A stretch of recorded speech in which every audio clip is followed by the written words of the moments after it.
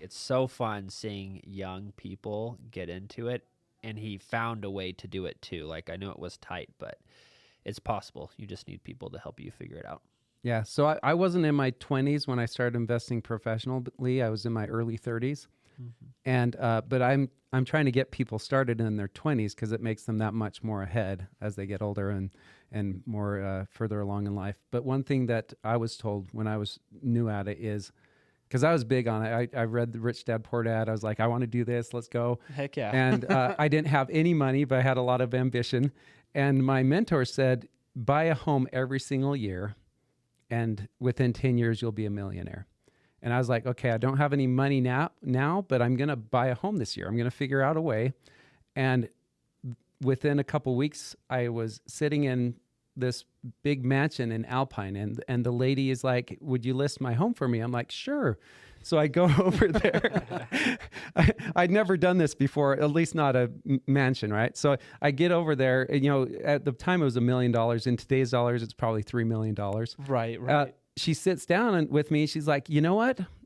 I've made a horrible mistake. You're not the agent I thought you were. And I'm like, that's okay. I'm here to help. And, within a few hours, within a few hours, she went back and talked to her family, and then I had to come back a second appointment. And that's when she awarded the listing to me. But I was competing with some of the best agents in the area. Dang, good for you, man. And she asked her kids, she's like, should we choose the new guy, the energetic young kid, or should we choose this experienced agent? They're like, go with the new kid. So, for me, it was a blessing. I think it was providence, personally. But that's what started me on my journey. I sold that first home, took all the commission because I wasn't used to making that kind of money, didn't know what to do with it, put it towards a flip, put the repairs on a credit card, took all that money, put it towards my first rental, and then once a year from that time on. And it can be 10 years, it can be less as well. Yeah, so absolutely. And I feel like it's unfortunately so much on social media and so much on the news. It's just so easy for people to take the victim role. Yeah. And what we're learning from you, real experience and what we've seen with helping people, you don't have to play the victim. Right. All of the knowledge is out there. All of the systems exist. There's people who've done this for like 20 years. Right. We've just collected a system that has all that information gathered into one spot. But you can absolutely get out there and buy a house.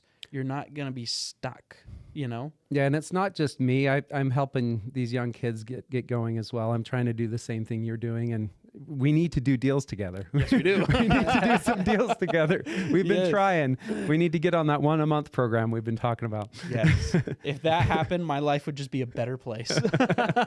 Yeah. I want to highlight too, though, that you also started in your 30s, and a lot of people think in your 30s it's too late. Right. Which is not true. I mean, even if you start in your 30s, like by the time you retire, like even if you have a few properties, like that's huge. Right. And I was 31 years old. I thought I was a failure at the time because it was right during the downturn. Everyone's home values were less than what they paid for them.